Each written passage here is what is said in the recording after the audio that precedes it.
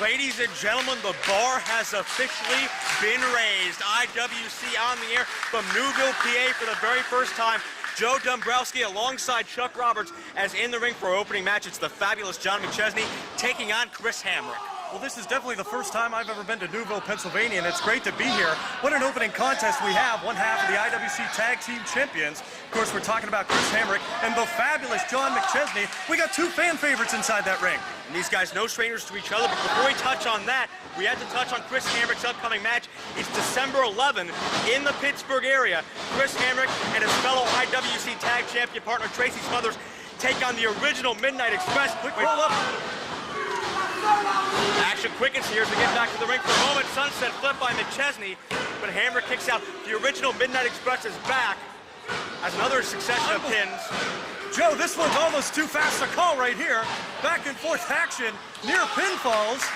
Slowing it down right now is fabulous John McChesney. You're absolutely right, Joe. It's going to be an awesome tag team match, a dream tag team match. I don't know about you, but I grew up watching the Midnight Express, and to see them take on Tracy Smothers and Chris Hamrick is a dream come true. It's going to be Loverboy, Dennis Condrey, and beautiful Bobby Eaton, managed by James E. Cornette himself. December 11th, IWCWrestling.com for all the details on that show. As now McChesney with an armbar on Hamrick.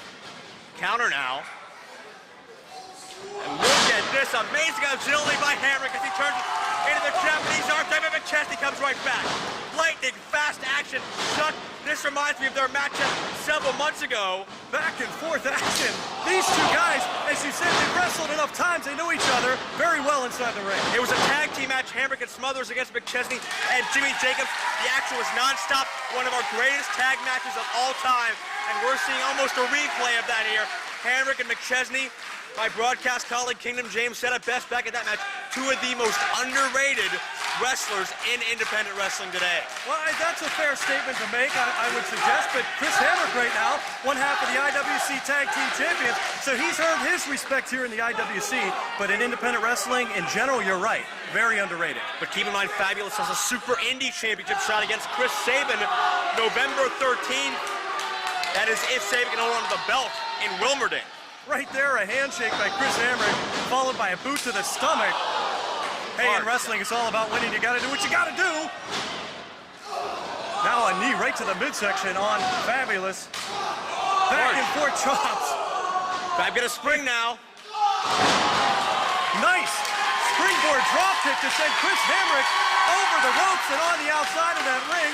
Keep in mind, Hamrick's an 18-year veteran, and he's hanging with Fabulous, who's in his early 20s, move for move. And Fab's gonna fly. Tope con hilo sends him into the front row. Well, Joe, you almost lost your voice on that call right there, but what a great move and a good time by Fabulous, hitting a high-risk move. That could right there be the difference maker in this contest. And listen to this crowd coming alive for Fabulous John McChesney. So happy IWC's finally in this part of the state of Pennsylvania. And you mentioned a little bit earlier on about Jim oh, wait a second, right here. Oh, hard kick right to the side of the face. Hamrick, Arabian moonsault, and he takes down McChesney. He's still matching him move for move. Hit him with the moonsault. These two guys, this is the quintessential tit for tat inside that ring. Anything you do, I can do better. Can you believe the athleticism and the competition in just our opening match? And you gotta believe, you mentioned him earlier on, and he is in attendance here tonight. We're talking about Jim Cornette. You gotta believe Jim Cornette is watching this match intently, trying to scout out Chris Hamrick, I'm sure. Oh, no doubt about that. Cornette, a legendary manager, you know. He keeps tabs on all the talent. Double clothesline. Both men are down and temporarily out. Referee Bryce Remsburg sporting a stylish new haircut, administering the mandatory 10 count. Well, I don't know if it's stylish. It's very Ed Grimley-esque, but nonetheless, it is a new haircut. You're right. Both men had the same idea, Joe, hitting each other with a clothesline. That's really a testament of these two, how well they know each other. And who knows how this one could turn out. I don't know what Vegas odds have it at, but this one could be a dead heat. Crowd getting McChesney to a vertical base, but Hamrick's back up too. Slugfest centering now as the knife edge chops come into play. Hamrick has some of the hardest chops in the business, but it took an eye poke to win that. As Roddy Piper always said, you can have muscles all over your body, but you don't have them in your eyes. Very well put. Hamrick might be setting up for the Dixie drop. That suplex into the stunner variation. One of his signature moves. McChesney could be down for three. Oh, so close. 2 count only right there. I thought that was going to be all. That was a mixture of maneuvers right there. Form of a stunner, which could jar the neck, and it looks like Fabulous right here was able to turn it over a little bit. Quick comeback by McChesney into the springboard drop kick. Hit him with that drop kick, Joe, to maybe get that. No, 2 count only. Match opening up even more now. Both guys breaking out the high-impact moves, breaking out their signature moves to try to put away the other. Oftentimes, I'll hear fans will talk to me and they'll say, oh, these guys must not be important. They're opening the show. It's always important to start the show off at a good start, and these two guys are doing a nice job. No doubt about that. It's not about a pecking order. It's about placing the matches in order where the fans will enjoy it most, and you can see they're happy so far. Oh, my gosh! Turns into a modified sit-out tombstone pile driver. That could be it, Joe. I think no. Oh, I'm surprised. Just barely. It happened so fast, I think Fabulous was able to pat his head a little bit, and I don't believe the full effect of that maneuver was felt. I think McChesney's head may have been compressed against Chris Hamrick's thigh, but McChesney's still in this match. In any case, I'm glad we're up here. Let's put it that way. Sleeper hold. This could be it right here. For Chris Hamrick, it could be La La Land for him. Hamrick's fading fast. Bryce Remsburg right in there to check to see if he's going to give it up or if he's going to pass out. And one thing you'll notice, Joe, if you'll notice how the hand is behind the head of Chris Hamrick, referee Bryce Remsburg might want to check this for a choke. We've got a count of 2. Hands off the third time this match is over. Almost. Oh, it's back up. It is back up. I thought it was going to drop down. Well, the referee got thumbed in the eye. I think it was inadvertent. I'm not sure about that. What are you going to do? Wait a second. Wait, it's Jim Cornette. What is Jim Cornette doing out here? Hold on. Cornette, the tennis racket. Tennis racket to the back. Hamrick's down. Wait, I don't know what Jim Cornette's doing in that ring with the tennis bracket. Cornette's getting a cheap shot before the Midnight Express take out Southern Comfort for the tag titles. And look at Corny. There's a malfunction in Hamrick's junction, and McChesney's on top. Frog splash! Ref starts back out, and he's got a count of 3.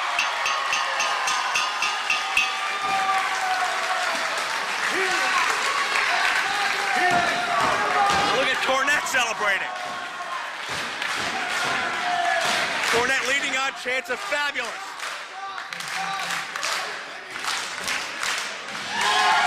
Very, very interesting scenario here. Cornette is endorsing Fabulous John McChesney while delivering a cheap shot to Chris Hamrick. One thing's for sure, Midnight Express versus Southern Comfort, it's no longer just about two of the best teams of all time. Jim Cornette. Jim Cornette has made this personal and in a big way.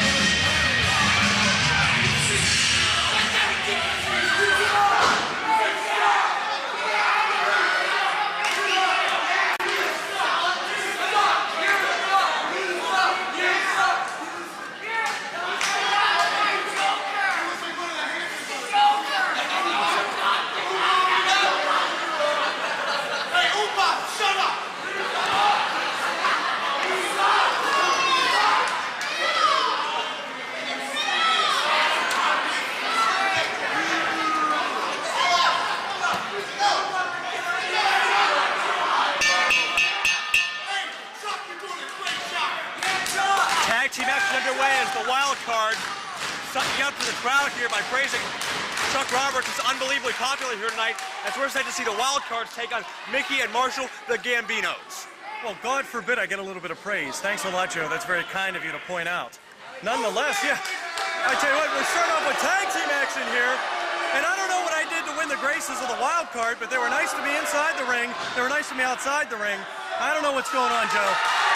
I will tell you this, though. I hope I left my locker, I hope I left my wallet in the locker room because I don't have it. But regardless. Well, that explains a lot. Now, this is a rematch from the encounter we saw these two teams have back at Erie Explosion at the end of August. The Wildcards did get the upper hand over the more inexperienced Gambinos, but they needed shady tactics to do so.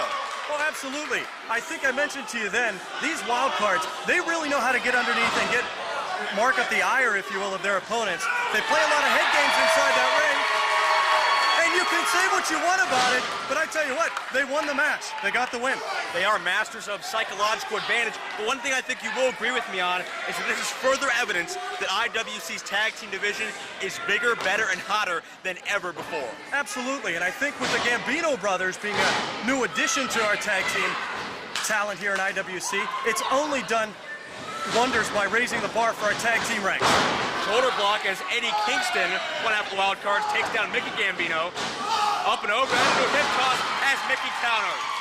And look at the phenomenal shape Mickey Gambino has gotten himself into these past couple months. Oh, he absolutely has. I think we got to see Mickey Gambino for the first time, I think it was 6 or 7 months ago at Hopewell High School. He wasn't half the size that he is right now. This really tells you what determination he has to make it here in IWC. He has come a far way from being bullied around by Sterling James Keenan all those months ago. And the second eye poker of the night as Kingston tags in Blackjack Marciano. Well, the two loudmouths, if you will, from Yonkers, a nice hip toss. A nice hip toss there by Mickey Gambino and a nice deep arm drag. He's kind of taking these two guys to school. Standing dropkick, and you have to give these Gambinos credit as Mickey goes for the cover. Not only are the Gambinos new to wrestling, but they're also new to teaming with each other. You know, the Wildcards, they've been all over this state. They've been to IWA Mid-South and the Midwest. They have been pretty much everywhere there is to be in independent wrestling, but the Gambinos are hanging right with them. They definitely are, and now Marshall Gambino inside that ring. He, a little while ago, started in singles action. I believe he started as Marshall Law, if I'm not mistaken. And that was an impressive showing, but now deciding to go back to his true Italian roots and team with his brother. Shoulder block. And what a great job they did singly, but they definitely found that they were going to have much more success as a tag team. Look at this, the frustration setting in on Marciano. Marshall up and over into a Manhattan drop. Got inverted, and a nice bulldog delivered right there by Marshall Law. Marshall Gambino, rather. Almost a 3 count right there. Joe, I want to know when they find time to run the Gambino Brothers Moving Company. That's what I want to know. Well, that's got to be hard to have a career inside the ring and out.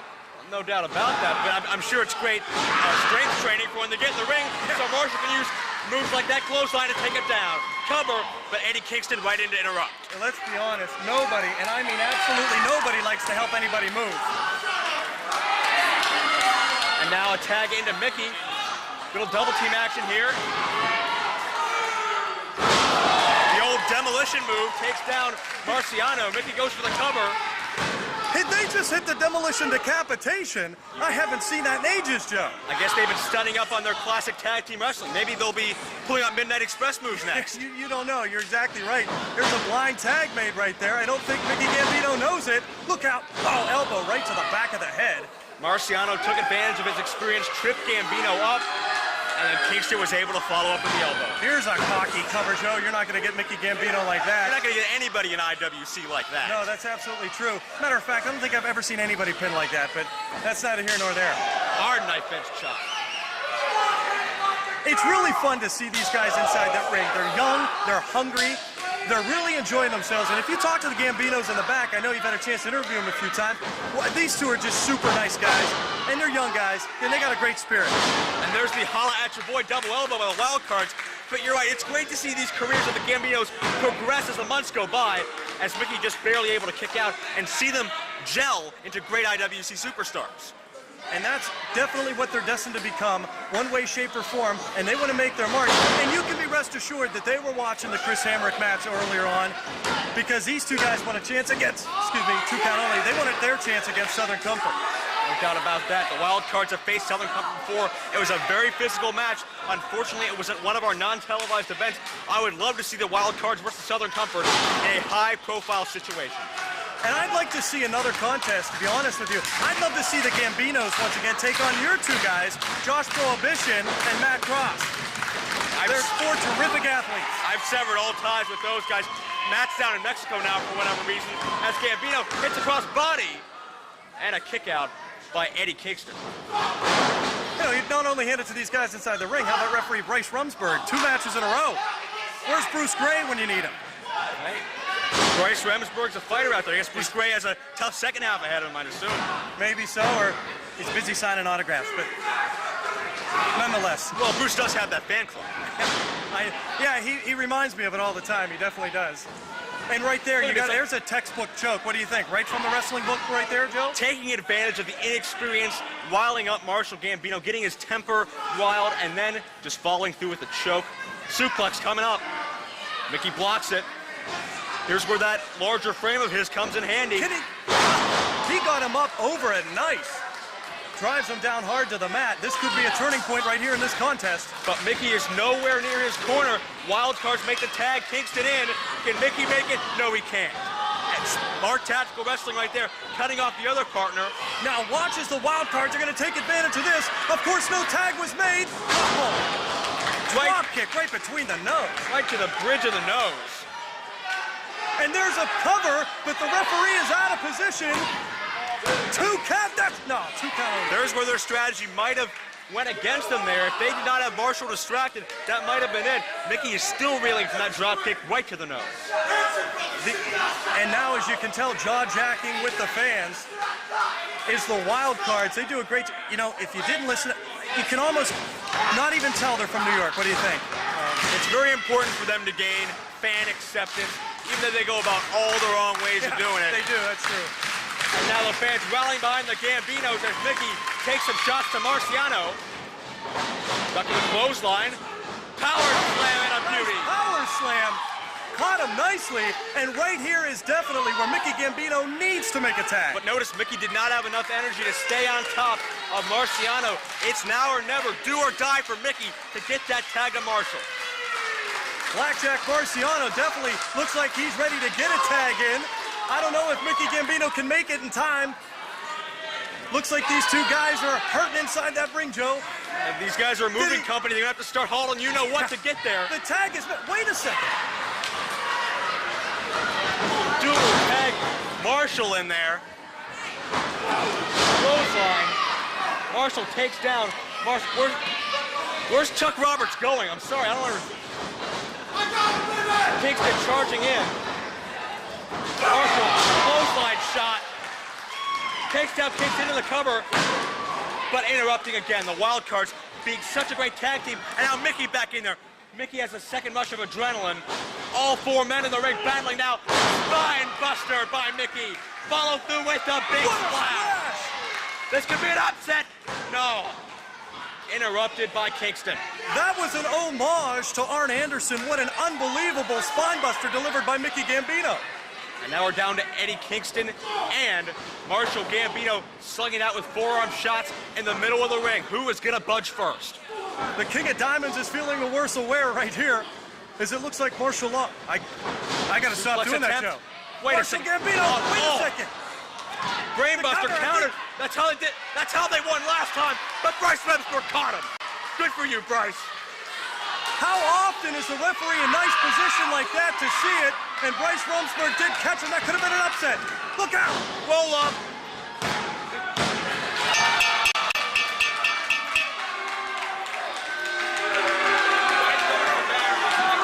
Ladies and gentlemen, here are your winners, the Wildcards. Bad vantage point for us. It looked like the Wildcards may have had the trumps, but regardless, they go 2-0 against the Gambino brothers, which continue to impress. But the Wildcards now one step closer to a tag team title shot in our ultra hot tag team division. Ladies and gentlemen, for the IWC International Championship.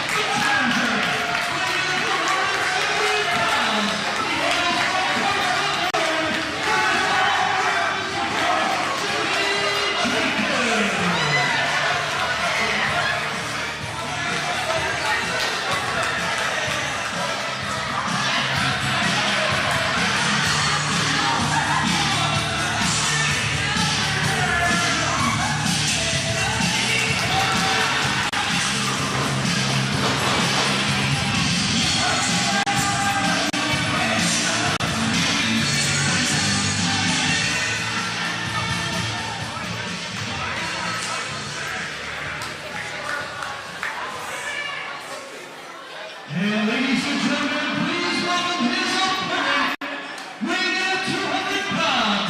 He is from Tokyo, Japan. Let's hear it for the reigning international champion. It is Soldier.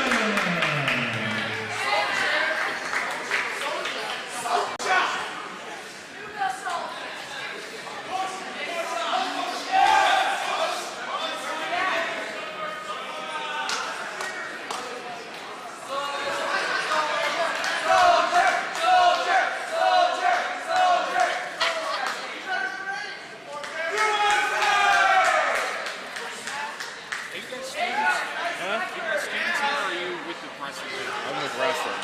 How about this guy here? He's with wrestling.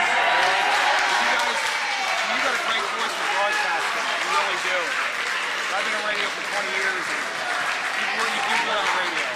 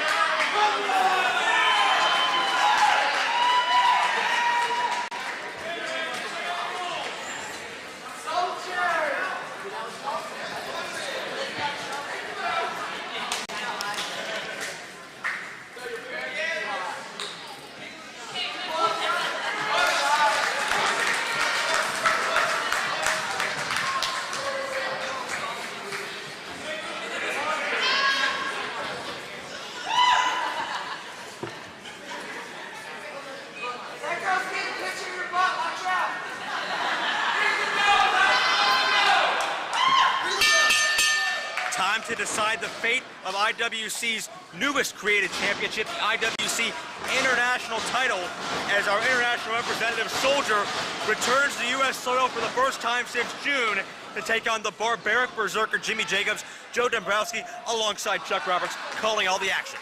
This is absolutely like the first time being defended here inside the United States is the International Championship. So I feel kind of privileged right now because we get to call the action. And what a more worthy opponent. And this guy, Jimmy Jacobs, has been an instant sensation with IWC. Ever since his insertion here in IWC, he's been a major player contender for every single championship. This is the only championship he's not contended for so far. As we see a little Huss Soldier's way. I don't know what Huss means in Japan. I don't know what it means in English. His bottom line is we just don't know what it means. He likes it and so do the fans, so stick with it, right? Keep in mind Soldier's last U.S. appearance this past June. He upset Sterling James Keenan amidst streamers, adoration from the entire locker room. It was a perfect send-off for Soldier as he was presented with IWC's first ever international title, and the fans remember just how much they love him here. Well, the one thing that's great about Soldier, too, if you've had a chance to talk with him in the back, is he does speak broken English. But the one thing he knows how to say is, I love the USA. He loves it here. He loves to come back, and he is so excited to be defending the international title here in Newville. No doubt about that. Soldier, his international title has catapulted him to major success, not only here in the States, but also in Japan, where he's competed on the main event of some WMF shows. Of course, if you remember, that's the group Super Hentai toured with in the end of 2002, and Soldier competes with regularly. He's been thrust into the main event scene as a result of his success here in IWC, and we couldn't have picked a better representative for IWC over in Japan. No, you're exactly right. He's done a terrific job. He loves traveling back and forth. I mean, I tell you what, jet lag has to be his middle name, because that's got to be difficult as much as he flies back and forth. But the great thing about it, too, Joe, is adding another title to the mix here in IWC only makes the competition that much more great. And a title of international proportions, as Jimmy Jacobs, proving our analogy all along, he does indeed have rocks in his head. He does, and he comes from parts unknown. Maybe that's where he learned that move. I met the mayor of Parts Unknown once. That's beside the point. Cover, count of two, and a kick out by Soldier. Funny you say that, Joe. It's funny how you said that. I met him too, and I had the same impression, trust me. Hard forearm That shot. was in Franklin, PA, wasn't it? Yes, it was. You met the mayor in Franklin, PA? Sends Soldier down. Biting away at the scalp of Soldier. One thing about Jimmy Jacobs, you know how unorthodox that he is. I mean, and he obviously proves it in the ring, but sometimes he likes to bring a spike to the ring. That was very unusual when I saw him challenging Chris Sabin for the Super Indy title. He lost the match narrowly, mind you, but he pulled a spike out of nowhere. That spike was actually given to him by hardcore legend Kevin Sullivan some months ago, and he carries it around with him just in case he needs it. Well, I don't know where he holds it on his being, because he had it inside that ring, but I know everyone thought in the back that he was injured, and it turns out he was in some sort of a trance, and he pulled out that spike from out of nowhere, like you say. Momentary delusional state, but he was able to recover and shake Sabin's hand. And Soldier with those trademark shots, ramming the knee into the post, and the fans are chanting for one more. This guy does a great job with the fans at ringside. I'm talking about Soldier. He knows, and it's funny, Joe, he knows how to work with these fans, but as you well know, you go to Japan, that's a whole different ballgame, because that's a whole different fan base. Soldier is very, very taking a great liking to this other fan base here in America. Totally different philosophies. The Japanese fans more quiet, more respectful, while the Americans like to get in your face. Right, loud and boisterous, absolutely. Figure four leg lock coming up, perhaps. It looks like this could be shades of the Nature Boy right here. No, it looks... He does, yes, Joe. I've never seen Soldier apply this maneuver. Almost a 3 count right there. But can you picture Jimmy Jacobs actually saying the words, "I quit"? I think he'd come out and he'd say, "Huss." Hopefully Bruce Gray can translate that into "I quit." That might make a little more sense, but still, I don't think there's any quit inside Jimmy Jacobs' body. The amount of pain, the amount of punishment he's absorbed throughout these many months, it's insane. It's inhuman. It's insane and inhuman is right, and that sounds like a nice dictionary definition of Jimmy Jacobs. Insane and inhuman. Jacobs reverses the pressure back and forth until they both head into the ropes. Bruce Gray now having to break Soldier the first. That was the other thing. Soldier did get the advantage in that exchange, and she had to hold on a lot longer than Jacobs' reversal. Coming into this match, Joe, I would not have thought that Soldier would be the aggressor in this contest. He's a little bit heavier. I figured he'd slow down the pace a little bit. He's been taking it to Jimmy Jacobs from the opening bell. And Soldier seems to have a centralized position of attack, working on that knee and leg area of Jimmy Jacobs. Perhaps he's found a weak point. As we know, not too long ago, and luckily everything was okay, Jimmy Jacobs indeed was in a small car accident, and when the cops pulled him over, they asked him for his license, and all he said was "Huss." So the point is, he was okay, and everything turned out all right, but he might be feeling a little carryover from that accident. That's the last time Jacobs' handlers let him try to drive a car. Yeah. Soldier now still Actually, in it control. was a tractor. Do you ever get on the road and you got a tractor and you can't get past him? Yeah, well, that's Jimmy J. Trust me, it's crazy. Soldier picks the leg, but Jacobs counters with the Izaguri kick right to the external occipital protuberance. Well, I thought he hit him in the head, but if you suggest he hit him in the feet, that's fine to me. But it looked like a nice clothesline right there. What? Did you say the feet? I don't know what you said, so I just figured I'd follow it up. I figured it was something with the feet. Will you be serious? Nonetheless, Jimmy Jacobs inside the ring. Look out. Neckbreaker perhaps. Inverted neckbreaker. Jimmy Jacobs kind of modifying that maneuver, dropping to his own stomach. Dropping forward to get a little extra torque on that. Jacobs going upstairs. He might be going for that trademark senton bomb, but Soldier's back up to his feet almost. I don't know how smart this is with a bad knee. Oh, as Jimmy, there he did. He came down hard on his knee. That was not the smartest move one could pull off with a bad leg. It hit the tomahawk chop, and it did daze Soldier. 2 count only. But not long enough for the 3.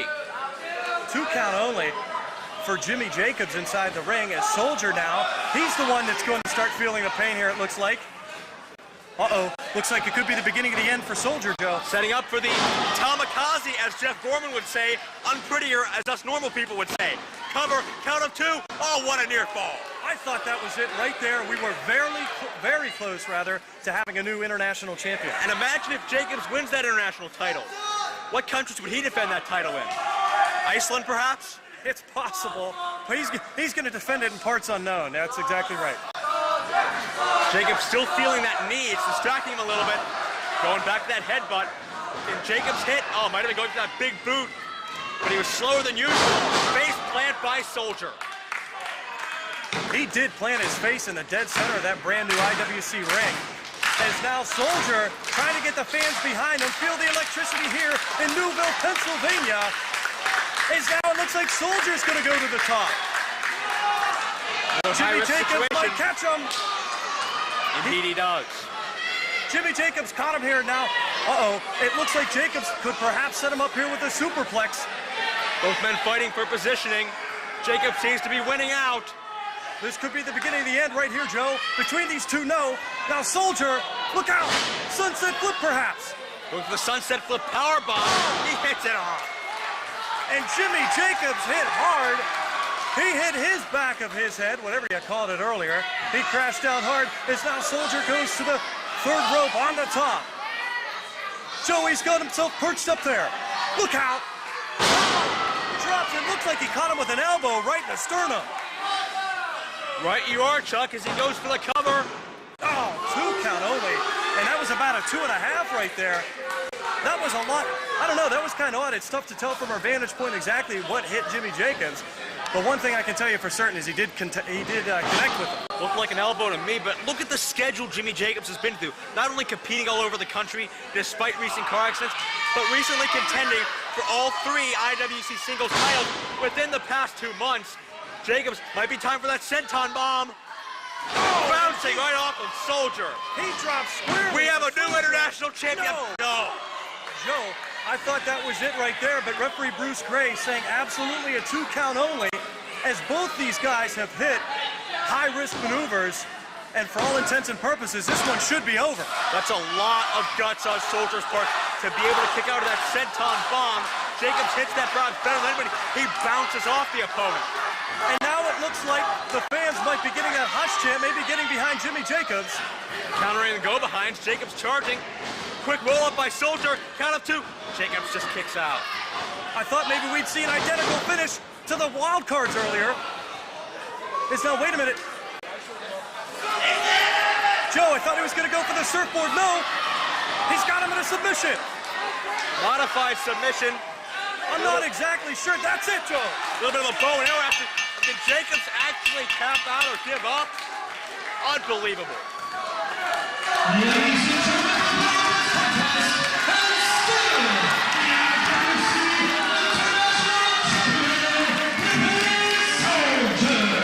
for a guy like Jimmy Jacobs, who I've never seen give up before, I've never seen him quit, for him to surrender to that submission move shows just how schooled Soldier is at submission wrestling. Another great international title defense. Soldier's going to go back to WMF in Japan with a lot of happy people over there. Soldier continues to represent us very, very well internationally.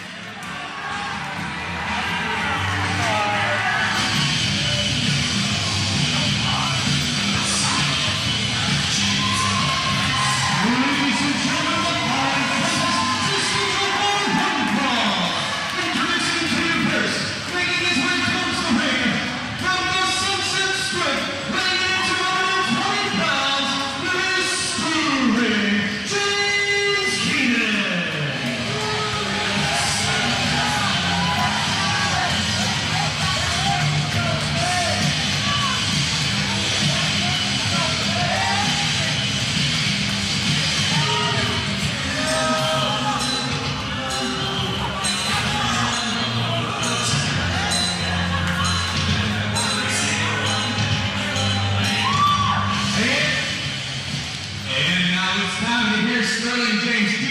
thoughts on everything.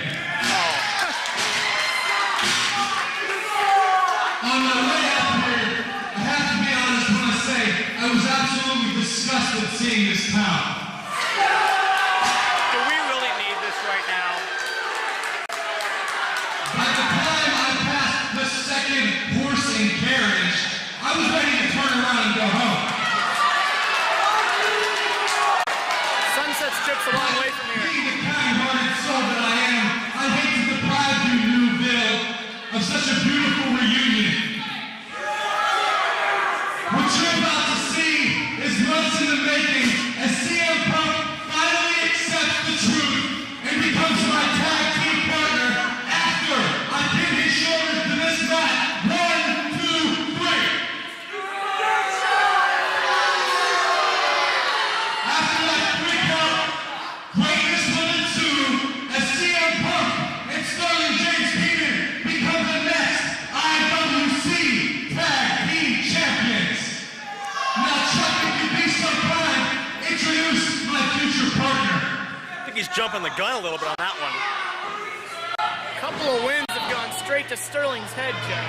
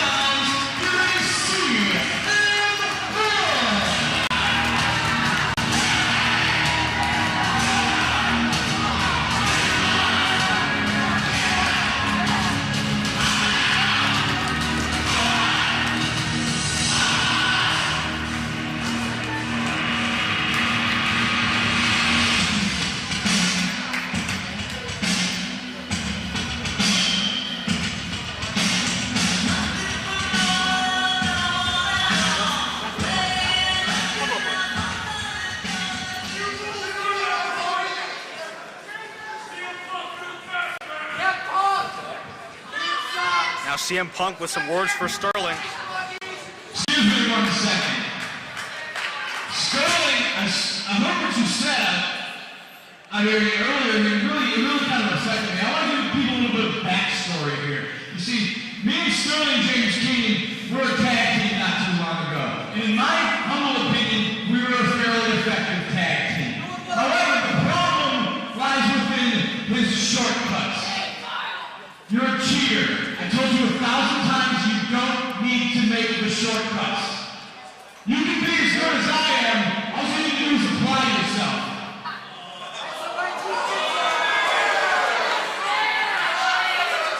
However, if you want to put stipulations into this match, what was it earlier? If you beat me, I have to be your tag team partner? Well, how about if I pin you, you have to shake your head so you can stop masquerading your CM Punk.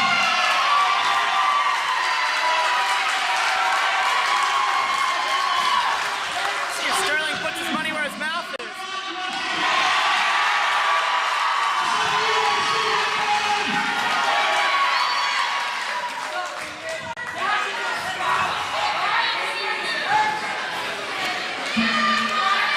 Sterling was so confident, I don't think he'd have any problem with that stipulation.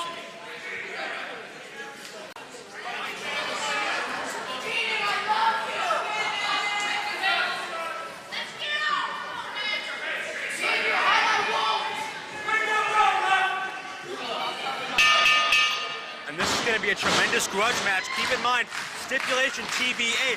Joe Dombrowski here alongside Chuck Roberts and special guest referee Bryce Remsburg as we get set for this match of Edison proportions.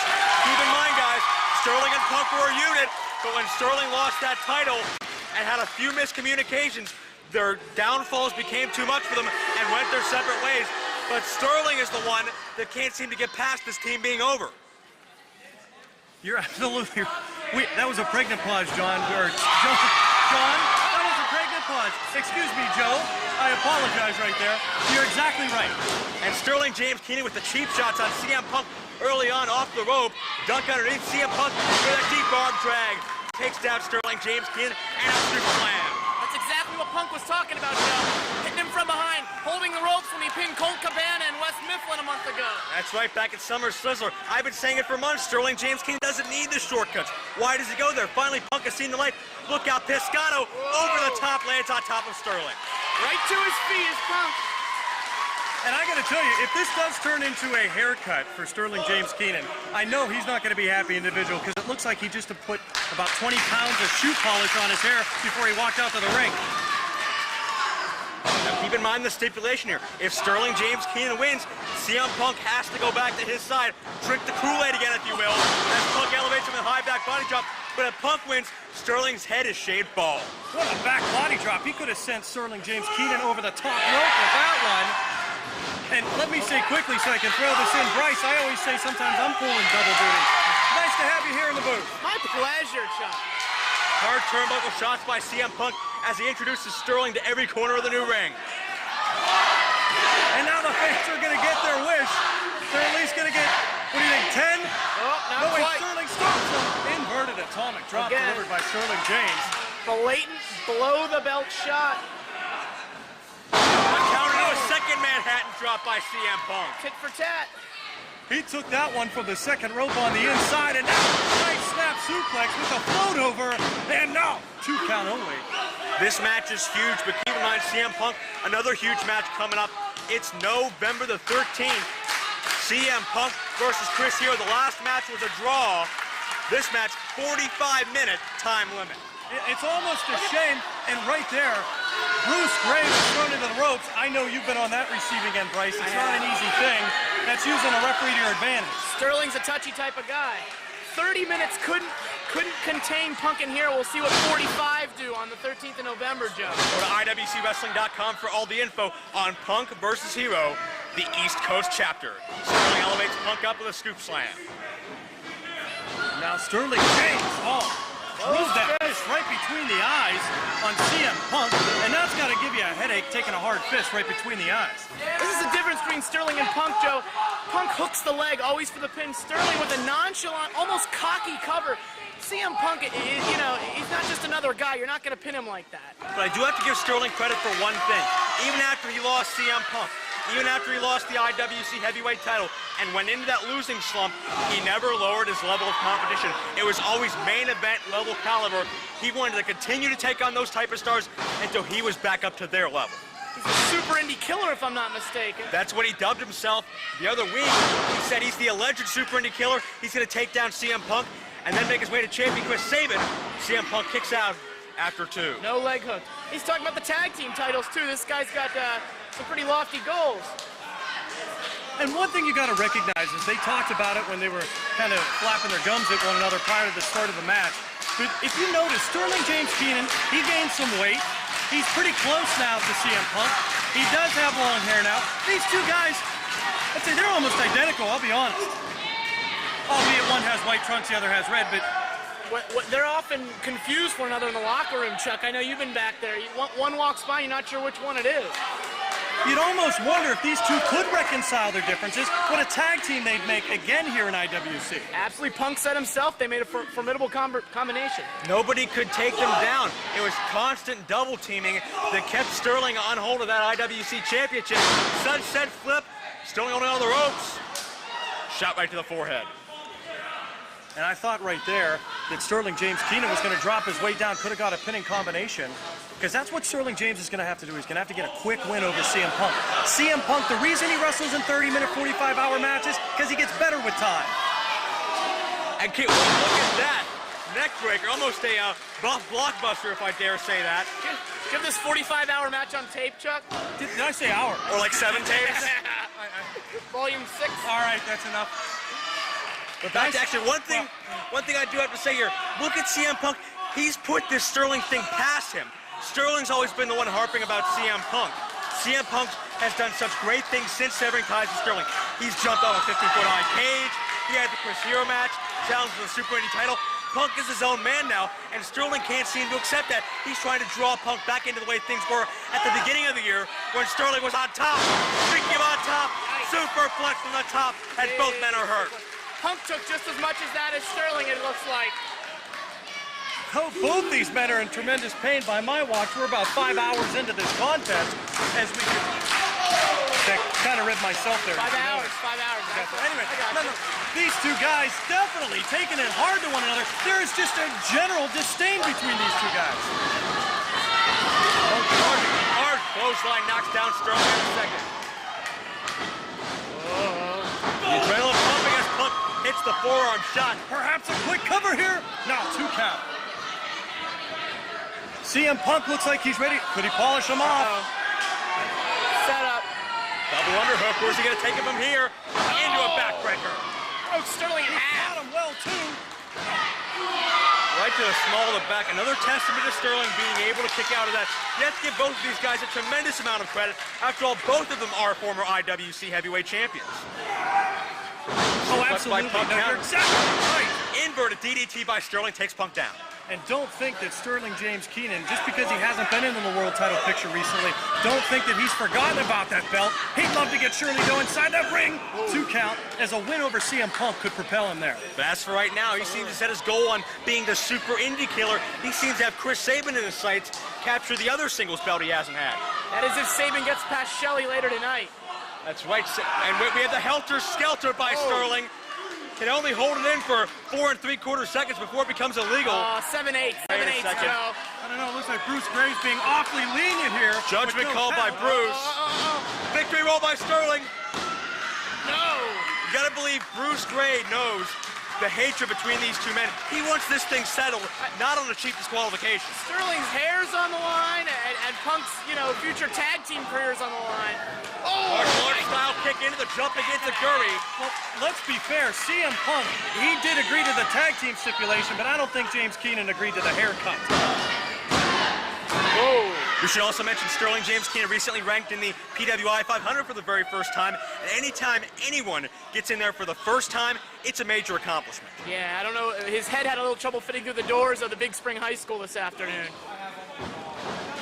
Yeah, so did that horrifically disgusting fur coat he's wearing, by the way. Wait, MK Ultra attempt, Punk counters, sunset flip. I don't think he had his arms hooked. Testament to how much Punk knows Sterling, able to counter with the MK Ultra. Backslide now. Punk did not drive with the legs, could not get 3. Crucifix attempt. Yep. Drops him over nicely. Sterling's just barely rolling out of these pinning predicaments. Not showing a lot of oomph, a lot of fire out of these. I don't know what's left in Sterling's tank. Good competitive fire here as CM Punk, wait, Sterling's hiding behind Bruce Gray. Oh, cheap shot, low blow. There's the shortcut Punk was talking about, and it cost him the match.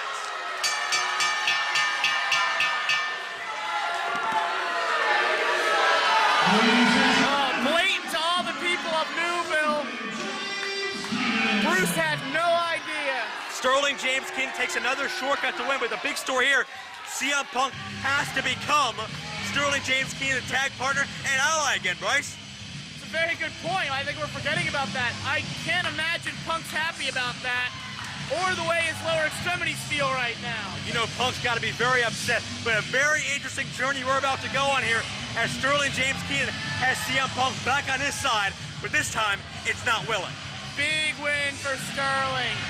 This also, Punk just felt... Ladies and gentlemen, the following contest scheduled for one fall is one half of our double main event, and it is for the IWC Championship.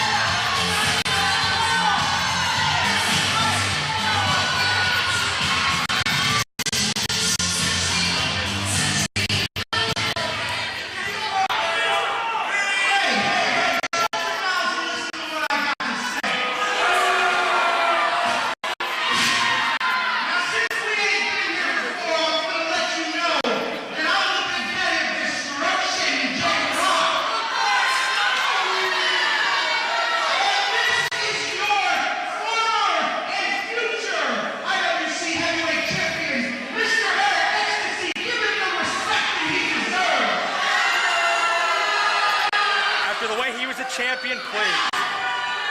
This next comment is directed at two people. First, Shirley Go. Last weekend, hey, there you go, baby.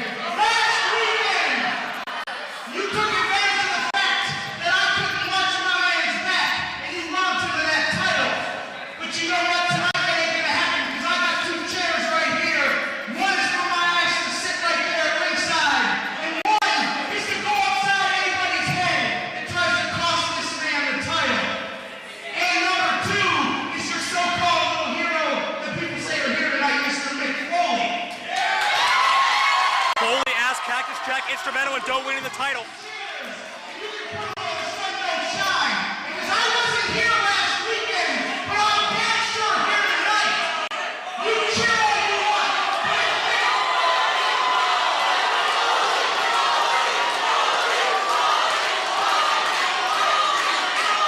You know what? Go ahead and cheer him on. I hope he does come out here, because if he sticks his nose in our business, I'll make it hate on myself. And I'll take you out with you all.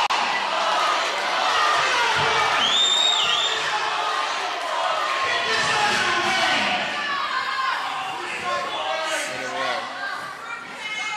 More right there.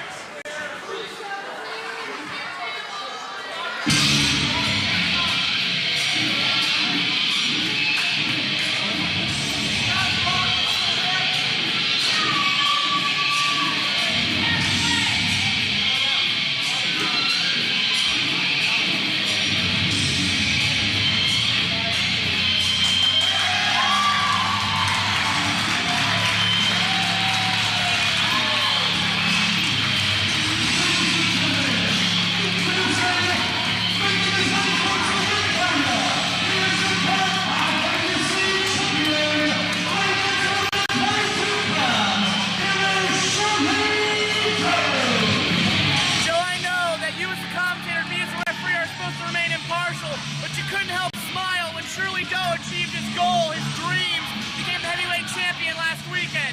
We'll get more into that in a moment, but yeah, it's great. Look at Shirley Doe going all through the crowd.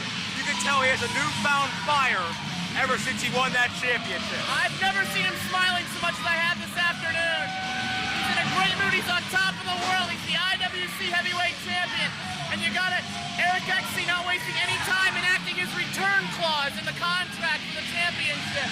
Right away, he's right back in here with Doe. We do need a referee in the ring if anybody backstage is listening. I'm not assigned to this match. I don't know who is. Well, Bryce, I guess we have to find out before this match starts. Maybe Bruce is wandering the streets again. I don't know. But I've been told, and I know you haven't heard this yet, but how about we introduce a special guest referee, Mick Foley? Oh, yeah!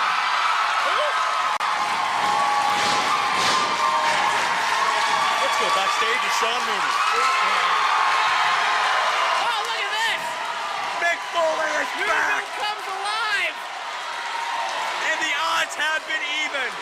Mick Foley asked Cactus Jack, help Shirley Doe fight off ecstasy, fight off the returning Balls Hot Troy Lawrence, Sebastian Dark, T. Rangelum, Chris Wood, everybody, so Doe can finally get the fair shot of achieving his 9-year culmination of his journey to be IWC champion, and Foley's back again to even the odds. You gotta love it. Man, I hope those people stand on their chairs with those signs the whole night. You're gonna sit on the chair. In case we forgot what town we're in, Joe, I got a feeling old Mick's gonna remind us in a couple minutes. Call it a hunch.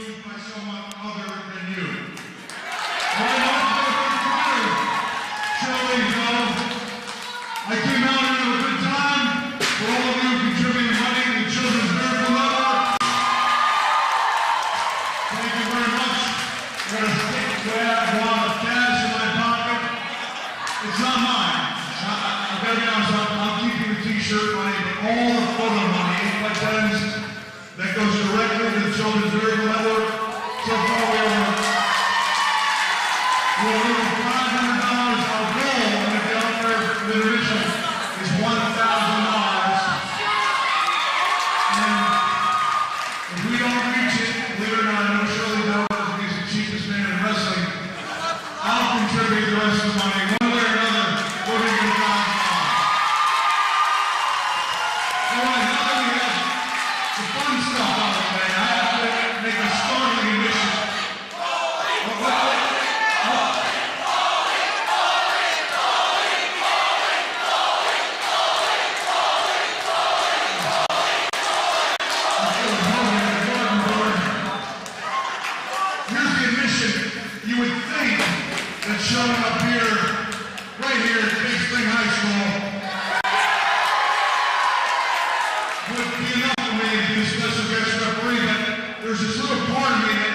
competent, physically involved in the match.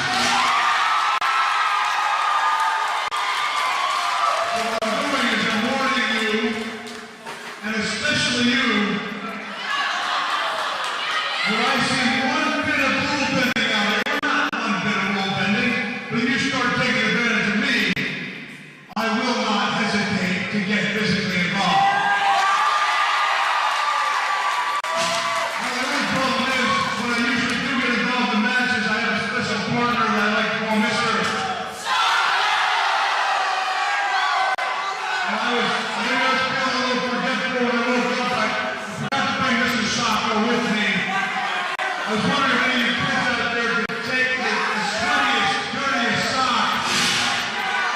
We got out of that. That is filthy. Oh, that'll do the trick. I'll tell you what. I'm going to put this in a safe place. And like I said, you mess with me just a little bit, and you're going to taste what Mr. Socko was all about.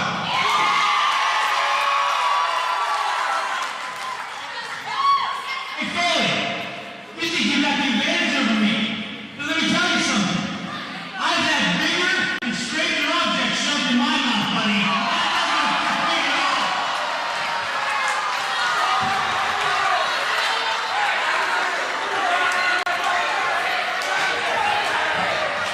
That is a whole lot more information than I need to know.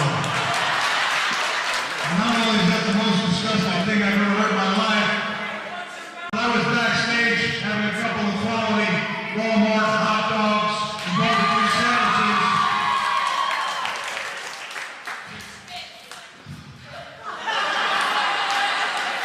I'll tell you what, we better get this match started because I don't need the fans to see what those hot dogs and sandwiches look like on the way out. Now let's ring the bell.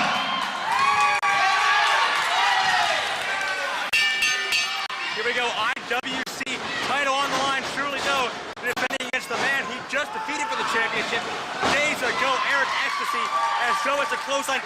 Mick Foley is the special referee, evening the odds, making sure there's no outside involvement from J-Rock, who's still outside as Ecstasy does hit a sidewalk slam. You know, that's a little bit of retribution for me if I do say so. I don't know if you saw what went on in that ring before this match started. I really would rather not comment. Well, it was really nice of me to surprise Eric Ecstasy with that. And Let's- telling him Mick Foley's our referee. Let's not comment on that either. Eric Ecstasy said he has the psychological advantage over Mick Foley. But the numbers seem pretty even to me. That's when it favors Doe the most. Remember their last match. Chris Wood was the referee. Doe had too much pride. He asked Foley to go to the back, to not get involved. He wanted to win it on his own. But Wood was obviously biased. Sebastian Dark became involved, but Super Hentai came out to take care of him. Balls hot Troy Lords returned to reunite with his former friend Ecstasy. But even he was canceled out because Doe didn't call on Mick Foley's help. He called for Cactus Jack. Cactus came in, cleared house of Troy Lords, had a few moves for T. Rachel as well, as Doe and Cactus hit stereo silly head DDTs for Doe to win the title. Don't forget to exhale, Joe. In the back earlier on, I heard Eric Ecstasy complaining that he never gets a fair shake in his matches against Shirley Doe. But I think one of those reasons are the reason, for example, like why J-Rock's out here. What's he doing with Eric Ecstasy? Of course it's not a fair match. It's always stacked in his favor. Ecstasy's delusional. He's the most cowardly, non-fighting heavyweight champion we've ever had, and I'm glad to see a hard-working, deserving individual like Doe have that belt. We know for months Ecstasy took advantage of the championship advantage, you know, getting disqualified, getting counted out, all that stuff. That will be no more, and I have a feeling Doe's going to be far more fighting of a champion, will not be taking those shortcuts we've been talking about. Well, if Doe gets through Eric Ecstasy tonight, he has some huge matches coming up. He takes on an old friend of his, Chris Hero, November 6th at Steel Valley High School, and also November 13th, he takes on, ready for this, Balls Mahoney. Really? Wow. How about those two that not only do you have... I'm sorry, I was thinking for a Wait a second, cheap shot by J-Rock. Foley's distracted, come on. That's your broadcast partner, Joe Balls Mahoney. It would be yours too, but I know. you gave up. You gotta believe that Doe wouldn't want it any other way. He fought so hard to be champion. Absolutely, he wants to be a fighting champion. He wants the best independent wrestling has to offer. And Chris Hero and Balls Mahoney are much different opponents, but very formidable in their own right.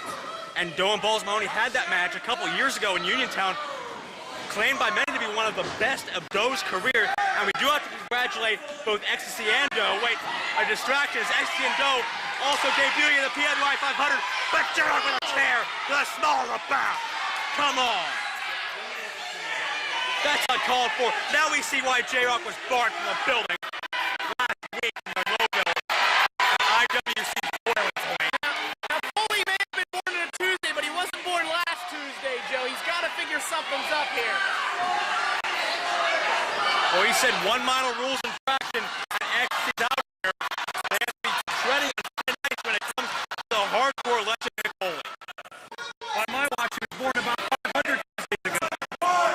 One thing you got to keep in mind, too, how about the return of Balls Hot Troy Lords, Joe Dombrowski? That was unbelievable. Remember last year, Troy Lords getting on X's case for losing his ex-weight. Foley got J-Rock. Caught in the act! Caught in the act! And Foley's going to take care of business. J-Rock better run. Foley's got the chair. We might be seeing a metamorphosis. We might be seeing Cactus Jack coming out. And I think Mick Foley just ejected, just umpire style, ejected the Big Daddy Destruction J-Rock from inside. And now we're back to one-on-one. With Doe gonna roll up. Go, boy! Foley out of this one! Oh, Mick Doe almost winning his first IWC title defense. And I would hate to think that if Mick Foley were inside the ring, we could see this contest over, because that could have been all. Notice Ecstasy going to the eyes before hitting the big splash. Yet another cheap shot by the former champion. As we said earlier, of course, Eric Ecstasy always has his minions, if you will, and now he has no more minions at ringside. Although, who knows? Maybe Paul Troy Lords is here. I don't know. Oh, no. Dr. Zane might be going for the sack attack. But you never know which one is going to show. I didn't even know he worked here anymore. Nobody expected to be in Monroeville. Missing with a splash again. Went to the low ones too often. Hard Riki Choshu like lariats from Shirley Doe. Doe trying to minimize the size and height differential. Happy ending modified version sends Doe in forehead first. Regular version takes Doe down face first. This could be, what do you think, Joe, if he gets to come here? Very well could be. Two happy endings. No! I was going to suggest perhaps the shortest title reign in IWC history if Eric Ecstasy wins it back here in Newville. Whopping 8 days. Would be near record level. As Ecstasy positioning Shirley Doe near the corner. Might be going for one of those Vader-esque bombs. He could be setting him up. This could be the beginning of the end right here. By Eric Ecstasy, going to use his leg. And I think that could be all. I think we have a new champion. New champion, Foley counts. No, he kicked out. Foley knows how those feel, by the way. He definitely does. And you got to hand it to Foley. That was a very fair count right there. He's consistent. Price, you know what it means to be consistent as an official. Absolutely. But check out Doe's pain resistance. You can tell he deserves to be the champion. One more time. One more time. It looks like he could be going to the top again. Oh! Not so fast. He advertised it. 2 times, 2 off. German suplex. Right on his shoulder. Ecstasy has had major shoulder problems in the past. Both guys are hurt from that. Doe might have thrown his back out hitting Ecstasy over his head. Even though Ecstasy's lost a lot of weight, he's still 269 pounds. Joe, that could have hurt his external monoccipital. Would you stop? Ecstasy's got the chair. Wait a second. Foley is not about to let. Not gonna allow Eric rules infraction. Ecstasy use Wait. the chair. No. J-Rock from behind. Out of nowhere. Foley never saw it. No. He's gonna steal it. Fans are trying to tell him what happened. Don't let him steal it, man. Don't let him steal the title. Foley's going to investigate, thank God. They say J-Rock's out of the ring. Joe, thank God for the fans, because I think the fans just saved Shirley Doe's title. People of Newville very well may have saved Shirley Doe. Foley found J-Rock, and he's hammering away on the Big Daddy of Destruction. Foley's not going to take it anymore. And now all 4 men inside the ring. It's a Pier 6 in there. The referee's getting licks in. If only it were that easy. Look at this. Wait a second. double silly head, the double silly head DDT. Signature move of Doe. Signature move of Foley. And it's time to pay a visit with Mr. Sacco. Is Mick Foley going for that stinky sweat sock? I think he is. Sacco. Sacco. What? Aaron Saves it on. And J-Rock gets it. Doe takes down Ecstasy. Wait. There's the local radio DJ. The radio DJ covers him. The DJ makes the count from 105.7 The X.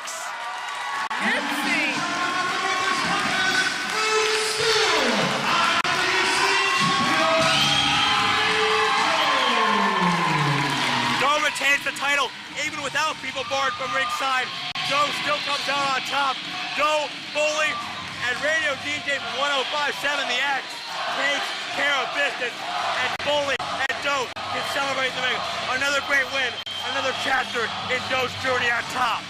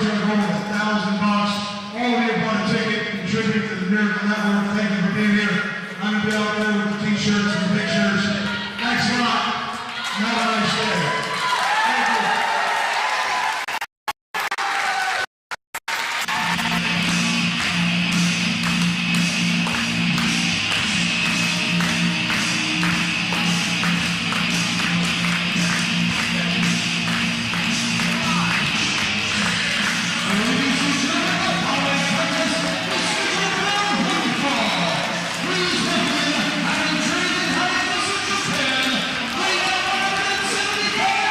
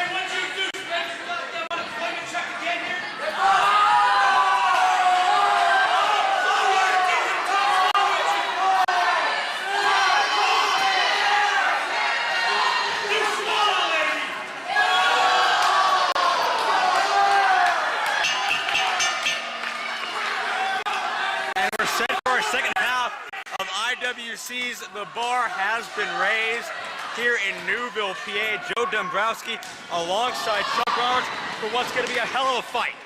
Well, this is definitely, and hell is a proper term for somebody like Sebastian Dark inside that ring. These two guys, no strangers to one another. Of course, Sebastian Dark coming off of an unbelievable heated rivalry with Shirley Doe not too long ago, and Hentai, a big friend of Shirley Doe. And Sebastian Dark was bored at a show one day, upset over not being booked in a match, so he attacked Hentai for really no apparent reason, even though you have to think he wanted to get noticed by targeting Hentai, just like Alex Shelley and so many others have. Sebastian even went as far as to steal Hentai's mask recently at our live event in Boiling Point. Fortunately, Hentai's friend Dirk Sigler was there to cover his face up before too much mental damage was done. And mental damage, not to mention, wait, oh, I thought he was going to power bomb him on the outside. Is holding on. Wait a second, look out. Hurricane! Oh my God! Dark hits back first with a thud. Reversing that, what looked to be like a power bomb, that would have literally put, what, Hentai 15 feet down to that floor? And remember what happened to Hentai just a month or so ago, diving off that top rope, smacking his back right off that floor. He was almost kept out of action for several weeks. His back's still not 100%, you have to believe that.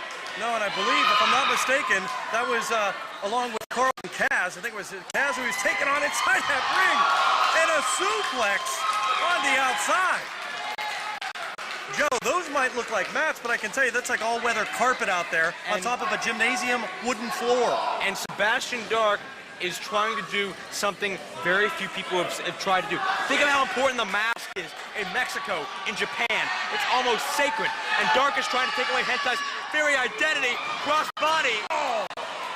Dark tries to hang on. Sebastian Dark did try to hold on to by catching that high cross-body. Things are turning ugly fast. Oh, they are turning ugly fast. I don't know who got the worst end of that right there, because that could have hurt the back of Sebastian Dark. I mean, 175 pounds. That's pretty heavy. Hentai might not be the biggest guy on the roster, but trust me, 175 pounds is not light. That's solid muscle, too. Oh, he's going for the mask again. Fortunately, it's got to be difficult to be in. I mean, we know it's got to be difficult to wear a mask inside that ring, but with all those tassels hanging down too, it almost invites an opponent to pull it off. Well, there really has only been one person in the history of Super Hentai's career before Dark to ever attempt to take the mask off. And do you know who that is, Chuck? Enlighten us all. It was Shirley Doe. Shirley Doe. Sebastian Dark, once again, maybe trying to follow in Doe's footsteps, maybe trying to make sure he steps out of Doe's shadow, if you will, if you want to put it like that. So this still goes back to Dark versus Doe, the feud that won't end until one of these guys die.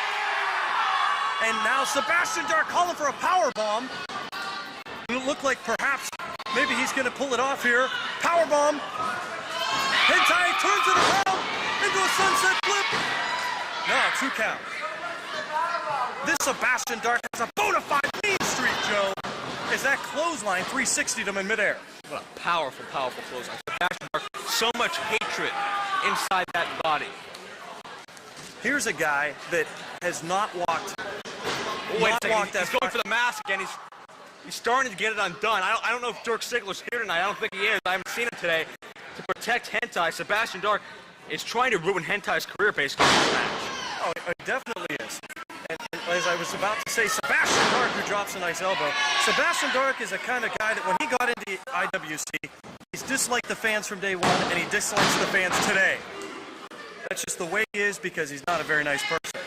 And sure, Hentai is an awesome wrestler, but that mask is part of his identity. It's part of who he is. If he loses that mask, it takes away from his mystique. And he could never be able to recover from a blow that brutal. Look at some of the other wrestlers, how their careers floundered after they took the mask off. Rey Mysterio, Psychosis, they fell off the face of the earth before long. No, and you're exactly right. And just to make it analogous, Rey Mysterio's career did come around once the mask was put back on. And actually, that time that he had the mask off, people have almost forgotten about it at this point. Right. Well, I'd hate to see that happen to Hentai. I agree, Joe. It's now Sebastian Dark is just driving fists into the top of the head. And don't forget, Hentai's head is laden with stitches over the years because he's been hit in the head. I've seen that mask bloodied multiple occasions. Yeah, roll up by Hentai, Sebastian able to muscle out. As a matter of fact, I believe it was a chair shot with it by Shirley Doe, what, about a year ago now or something along those lines? Wait a second. Very unique move by Hentai. He ends up on top. Sebastian Dark. That was almost a monkey flip into a punching combination. You're right, it was Shirley Doe's chair shot that took Super Hentai out back in December 2002. Yeah. But the fact that Hentai kept fighting back, they earned each other's respect. They are allies. Now, yet another reason for Dark targeting Hentai. Drop kick and a cover, but Bousquet only finds two. And Super Hentai has traveled the world. He's been around in multiple areas. So you know that this guy has a whole repertoire of moves. He's about ready to unload everything to the kitchen sink on this guy. Might be going for that trademark Aces High splash off the top. And that's exactly what we see, the Aces High. Sebastian Dark covered for only a count of two. And I thought that was going to be the end right there for Super Hentai, is I think at this point he wishes he could have gotten a three, because I haven't seen too many guys kick out of the splash from the top ropes. Even Hentai can't believe it. And think back, we were talking about Shirley Doe so much, think back to the match where Shirley Doe won the IWC title at Boiling Point. Sebastian Dark dispatched out to try to help out Eric XT, but who was there to stop him? It was Super Hentai. They brawled to the back, and this is the continuation of that. It is. These three guys... Wait a second, I have to cut you off. Going for the Northern Lights. I'm sorry, Chuck, what you were saying. No, I was just going to suggest these guys have a sordid past. Sometimes you never know who makes alliances with who. And right there was a mafia kick, a sword right to the face. And now now Sebastian Dark, Joe, exposing that top turnbuckle. Not just the turnbuckle, but the large metal rod behind the actual buckle. The son of 1,000 bastard corpses has something very devious up his sleeve. Yeah. How'd you like to be that nickname? He has no problem with it. Look out to the splat! Leg drop! A leg drop, but nobody home is Hentai had a few seconds to scout that move. Double knees into the corner, right to the sternum. Here comes the Northern Lights, I think. No. No, Going for Joey. something more severe. Possibly from the top rope, maybe a superplex perhaps. Look out. Got it. Beautiful float over. Wait a second. Joe, wait. It's tight tag. That's not right. Ladies and gentlemen, here is Sebastian had the tight for Hentai. Steals the victory. Dark didn't get the mask, but he does get one up on Super Hentai. It's Sebastian Dark's quest for glory.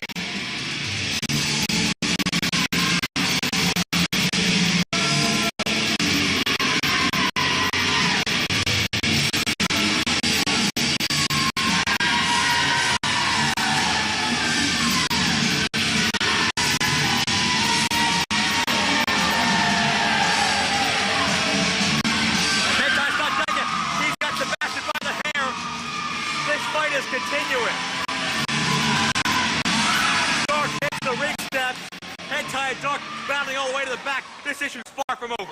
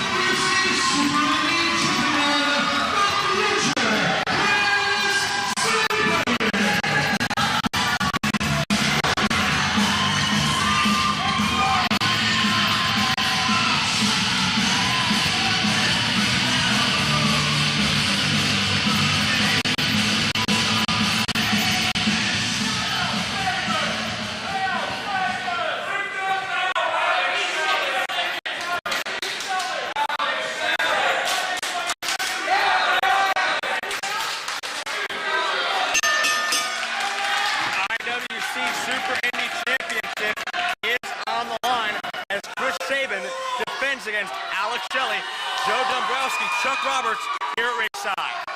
What a night of action it's been. It's been an unbelievable night here out close to Harrisburg, Pennsylvania.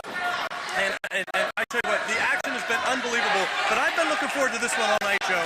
I love the Super Indies. I mean, you and I had the honor of calling Super Indy 3, which was a great contest. And if I'm not mistaken, you're looking at a rematch from the finals of Super Indy 3. Indeed it was. Alex Shelley taking advantage of an already injured deltoid of Chris Sabin to exploit that, but it wasn't enough. Chris Sabin did get the victory, as you see, a cravat by Alex Shelley.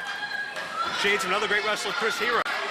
Alex Shelley, I think, is perhaps, talked about it a little bit earlier on, you were talking about in Indy Wrestling, Chris Hamrick, the fabulous John McChesney, being underrated. I think somebody like Alex Shelley is a little bit underrated. Now, certainly he has many appearances, X-Division of TNA, but I think this guy has big places to go here in the future, be it IWC or even bigger. Oh, definitely, but as it goes with IWC, he's just had such despicable behavior. He's above nothing in terms of getting a victory, no matter how cheap the means are. And we see Alex Shelley picking up. Keep in mind at this, Chris Sabin still 100% undefeated in IWC ring. Absolutely. This guy is absolutely phenomenal. And pardon the expression, AJ Styles, this guy is absolutely phenomenal inside that ring. And he has brought nothing but class to the IWC Super Indy Championship. Something that you're right. I don't think Alex Shelley would bring too much class if he were to carry the belt at this moment. But who knows? He could have it here at the end of the contest. His chances are very, very good. Consider his track record with our longest reigning Super Indy champion ever, Super Hentai. Oh, Super Hentai. How about this? And I don't think this is we could see this in the future. How about a three-way match between Shelley, Sabin, and Hentai? Now, that'd be a classic. Any way you pick them, any way you put them together, match them up in Super Indy, it's going to be a great match. The Super Indy division is just so unbelievable. As Sabin hits the head scissors now, there's just so many different combinations. They can all turn out a classic match. Absolutely, you could throw CM Punk into that if you'd like to, which would make it an unbelievable contest. But nonetheless, these two guys are inside the ring right now. They have a deep-rooted hatred for one another. And we're going to find out here, what, 10, 15 minutes? Who knows with these guys? Maybe a half hour, an hour. Or 45. There I go with time again. Sorry about that. And keep in mind, these guys know each other very, very well. They both came out of the Michigan area, both trained heavily under Scott D'Amore. Sabin flips off, hits the base with dropkick, controlling Alex Shelley early on. You know, somebody like Chris Sabin, he takes styles from a lot of people. He reminds me, and I hope, you know, oh, wait 1 second here. I was going to be an inverted top drop. And again, Sabin takes the upper hand. I was just about to say, he reminds me a little bit of a Chris Benoit type. And let me tell you what I'm saying. You talk to him in the back, he's pretty quiet. But inside that ring, he has so much power. He has so much energy. You never know if it's the same person. He lets his actions speak for him, in other words. Amen, absolutely. Beautiful standing drop kick. Sabin now into the cover. Bryce Remsburg only gets two, and with all this talent, can you believe that Chris Sabin is just 22 years of age? No, I can never believe that when you let me know the age of most of these guys inside that ring. You know, 22 wasn't too long ago for me. I know. I'm glad to call the action, Joe. Was that a low blow? I'm willing to bet yes. It's tough to see from here, but I'm willing to bet yes. Judgment called by the referee. I'm sure Shelley's going to enforce that it was in the inner thigh or something like that, but that looked pretty low to me. Well, you know, in a Super Indy title match like this, you know, Bryce Remsburg's probably not going to call it or end it, you know, because these fans paid good money. It's a good charitable contribution here tonight, and they want to see a winner. No doubt about that, but now a blatant choke by Alex Shelley. Alex Shelley actually is the person that I suggested a long time ago, it's about a year or so now, that I figured by this point would be competing in the heavyweight division for the IWC title. But he hasn't taken his eyes or focus off the Super Indy belt. He wants it. Alex Shelley, whether you like it or not, he is a competitor, and he likes to test his strengths in there with the absolute best, not only here, but all over the world. And that's what the Super Indy title allows him to do, as he almost finished Chris Sabin there. Sabin and Shelley, highly featured on TNA lately. Two of the bigger stars on the Impact show, the Explosion show. I mean, these guys just are dead even in terms of their recent career progression. They both started in the same place. They're both still in the same place. And that's one thing that's cool, and I brought a quick, you could probably call this us a nice cheap plug for IWC. But fans, you see world-recognized and nationally recognized stars inside that ring for IWC, and we bring them to you each and every week. Sabin attempting to counter the cravat, but got hit with a back elbow. Alex Shelley keeping this pace slow. Couple moves you have to look out for Chris Sabin. The jumping enziguri kick. He always breaks out to turn the tide of this match, but if the tempo is slow enough to where he can't find a place to put that, he has no use for it. And I think you suggested earlier on, you said a pulled muscle in his leg. What were you, or just coming off of it? Oh, wait a second. If I heard you correctly, I thought you suggested that Sabin was coming off of an injury to his leg. Did I just make that up? Well, back at Super Indy, Shelley did exploit Sabin's delta injury. I'm sorry. I'm sure Sabin's 100% by now. Okay, I thought maybe you knew something inside, you talked to him, or there was something going on. The reason I brought that up was because to change the tide with the enziguri kick you were speaking of, you know, you take out his leg, it's not going to work. Right now, Shelley seems to be cinching in on the neck area with these series of cravats and snap mirrors and such. Remind me to take an anatomy class the next time I call a match together. Will do. Shelley springs in with a leg drop, and now he's favoring his gluteus maximus. That one, well, yeah. I've heard of that before. I don't know. I don't think Bryce needs to check the gluteus maximus of Alex Shelley. I think he's going to take his word for it. That'd be the smart move. Shelley back up turnbuckle, Sabin in the corner now. Still keeping the pace slow. Still keeping things in his favor. Sabin likes to fly. Shelley likes to ground.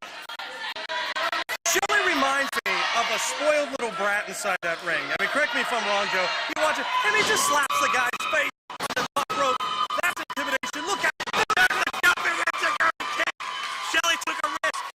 The ground-based Shelley went to the second rope. Sabin saw the opening and hit the kick. Joe, you know, it would be as if maybe perhaps you've called a couple of Chris Sabin matches or something, but you called that one just a minute ago. That could be the changing tide in this contest. And referee Bryce Rumsford administering a 10 count now. We could get a double count out here. Shelley up to a knee. Sabin follows suit. And now, it looks like Alex Shelley has no idea where he is. And there's the comeback from Chris Sabin. A House of Fire reverses the whip-off. And now Shelley, look out. Oh, Beautiful Hurricane Rana. breaker. Sabin has so much tenacity. He can withhold so much punishment. Cradle shot coming up. Shelley counters. Wait. You see the bum rush. That Uranagi back quickly calls the bum rush. Sabin in the cover. We can have no. 2 count only, Joe, as I thought he had enough quickness and speed to get the victory right there.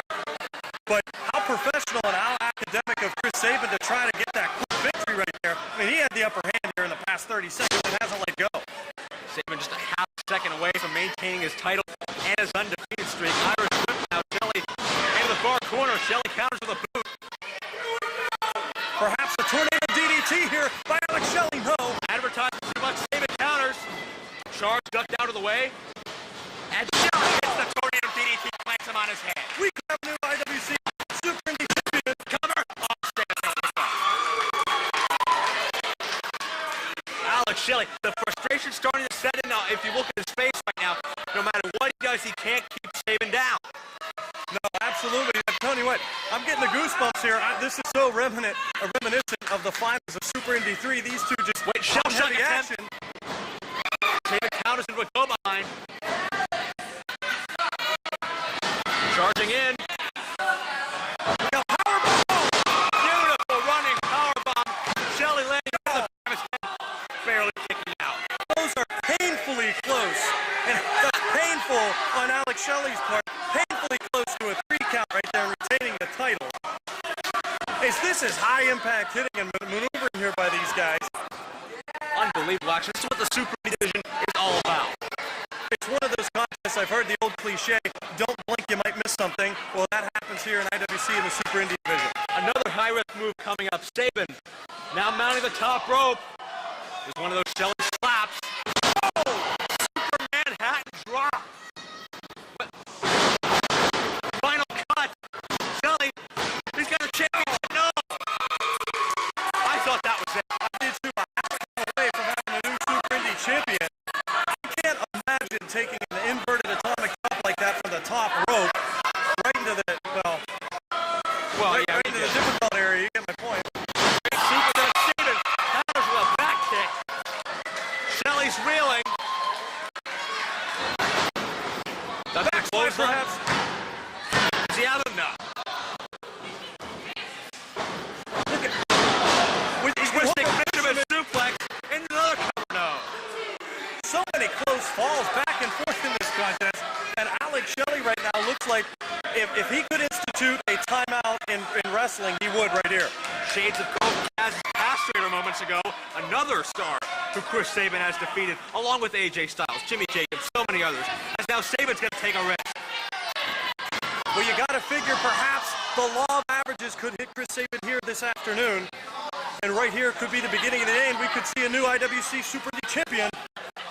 Shelley crushes Sabin. Modified ace crusher from the second rope. Joe, if he gets the cover here, that's unbelievable. If he gets the cover here, I think this is all. This backfired the first time. Shelley going high risk. Wait a second. Wrong splash. And a beauty. We have a new champ. No! Another unbelievable kick out by Sabin. Joe, my hand was on the hammer to ring the bell for this one because I actually thought that was it. But what determination by Chris Sabin to stay in this contest. What fortitude. Sabin counters the Irish whip.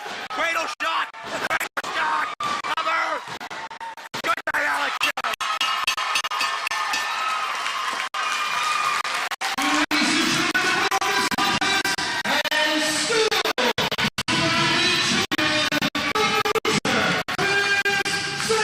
Alex Shelley put up a hell of a fight, but Chris Sabin retains the Super Indy Championship. In the end, it remains undefeated. But still to come in Sabin's career, November 13th, he's got to take on fabulous John McChesney. The road doesn't get any easier for our Super Indy champion.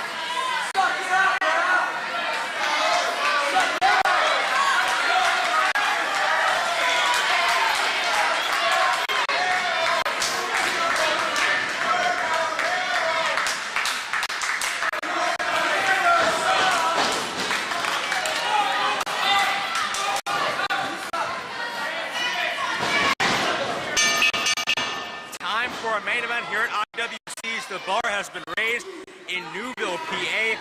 Joe Dombrowski and Chuck Roberts calling Al Snow's IWC debut. Of course, Head's IWC debut as well, taking on Chris Hero.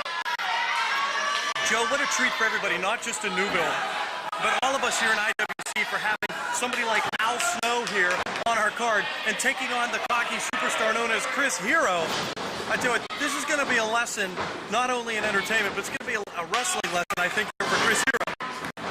Both these men, very skilled mat tacticians. We've seen Chris Hero prove himself time and time again against AJ Styles, against CM Punk. Of course, after that Punk 30-minute match, Hero showed a little bit of a new attitude, leading to our 45-minute time limit match between Hero and Punk on November 13th. But right now, the story is in the ring, Al Snow and Chris Hero tying up. And one thing that's so cool about Al Snow, of course, everybody remembers Al Snow not just from WWE competition, but also from Tough Enough, where he gained unbelievable notoriety as being a great mat technician. Al Snow, the trainer of Tough Enough. Chris Hero, the trainer of the Chikara Wrestle Factory in central Pennsylvania. So both of these guys have had high honors instilled in them when it comes to people recognizing their technical prowess. But what is with Al Snow? I had thought he'd gotten over this whole head thing. I thought he was a little more normal now that he was a Sunday Night Heat color commentator. I was talking to him earlier before the show. He told me his main interests are underwater basket weaving and destabilizing third world nations. Huh.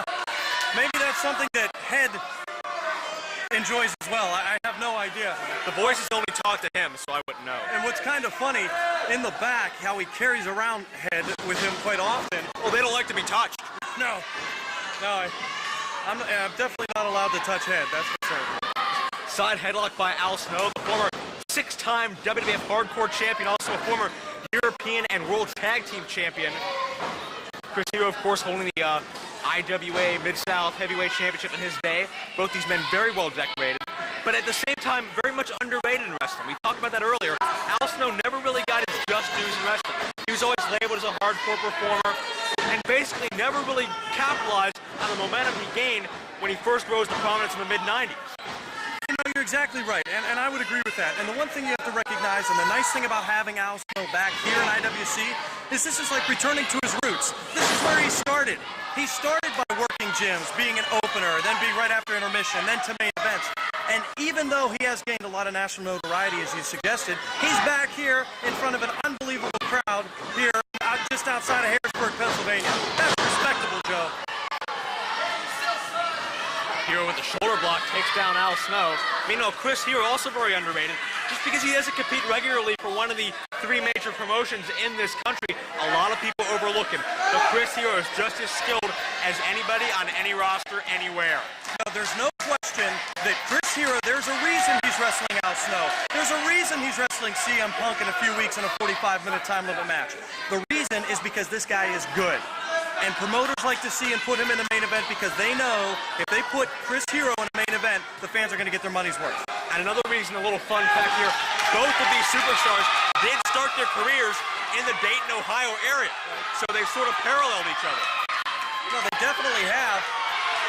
And just keeping with the impressive resume of contests, if you remember, it was the main event of AJ Styles taking on Chris Hero a few weeks ago in Erie, up in Erie at the Collie Auditorium. So there's no question this guy's put on in the last match for a reason. And we saw some of this attitude out of Hero too after the Punk match, after the Styles match. Not the fair competitor he once was. We see him ducking outside of the ring, jaw-jacking, insulting people. This is a different Chris Hero we've seen than the last time he was a regular here in IWC. And how it looks like Al Snow's perhaps willing to take a count out by helping referee Bruce Gray with that count. Well, deep down inside, I don't think Al Snow wants that. He's a competitor. He's here to compete, and Hero should be too. This actually is the one-man gang, I think. What do you think, Joe? I think it very well could be. That sort of came out of nowhere. Apparently, Hero's hearing voices too, and they are of 1980s UWF villains. I don't think you want to match Al Snow in the pop category with these fans because Al Snow's going to win out every time. It's going to be a real lesson here too, I think, for Chris Hero when he gets inside when he finally does lock up and we get to see some of this match because he's stalling quite a bit right now. But I think it's also good, you know, in his heart of hearts, Chris Hero, as cocky as he is, he's got to love to be inside that ring with Al Snow. It's just got to be a pleasure. We're seeing a tentative Hero, but different from the tentative Hero we saw with CM Punk. Before, Al Snow riding Hero, but before we saw Hero being tentative with Punk so as not to make a mistake, but now it looks like he doesn't want any part of Al Snow to begin with. I think, Joe, that Al Snow stole that move. Al Snow stole that move out of the book of Eric Ecstasy. I think he's hanging out in the back too much. Well, never mind. Don't want to hear about how Eric Ecstasy is hanging out in the back, but Chris Hero taking a powder again as Bruce Gray once again administers the count, and Al Snow once again seeking advice. Chris Hero definitely wants to slow this thing down because the power advantage is going to go to Al Snow. And I don't know that because he beat Bruce Gray in the wrist lock competition prior to the match. I know that just because, as you can tell, Al Snow is in terrific shape. To wrestle around the world as often as he does, you got to be in great shape, and he is. Right, the experience advantage got to factor in as well. Al Snow's been everywhere. WWE, ECW, Japan. He also has black belt in martial arts.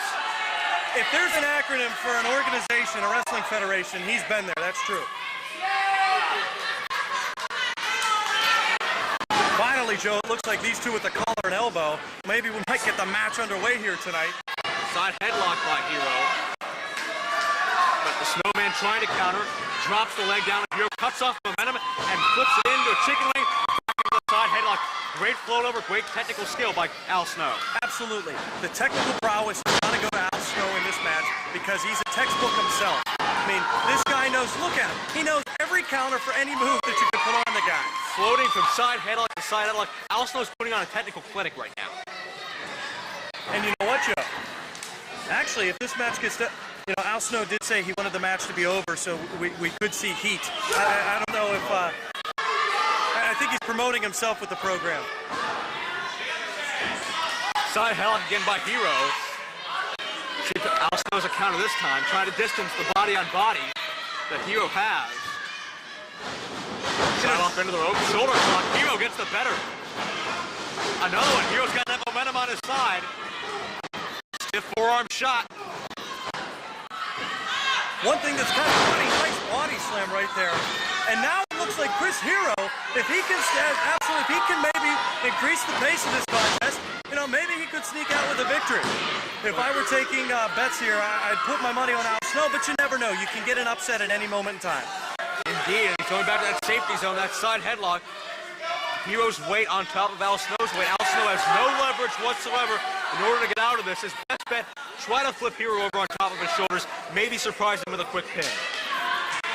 One thing about Al Snow, too, you know, is he's a terrific person. I mean, you know, I think it, you know, in the back, you saw him talking to a lot of the wrestlers, you know, giving them pointers, giving them some ideas. He's watched every match here tonight with a great intent and great interest because he likes to give back. And I tell you, it's really a testament to the really slip talks and the kind of guy he is. And a hard time by Snow. Speaking of watching this match, notice Timothy A. Walker, photographer of Pro Wrestling Illustrated, watching intently at ringside as well. Snow with a series of slams, Hero with a kick out. Taking those snapshots. No, you're exactly right. It was kind of funny, Joe. It was kind of funny in the back. I pulled Al aside and I said, Al, how much do you weigh now? He says, well, what's this weigh? I said 230. He goes, 231. So he just likes, you know, he wasn't looking for anything accurate, just wanted to get the upper hand on Chris. And look at this frustration, setting it up. He's you know, and this is the one thing Chris Hero does not want to do, Joe. You know, he doesn't want to lose his cool because look at Al Snow. He's biding his time. He's getting a rest. And some advice from Head. I guess that's the proverbial manager of Al Snow these days.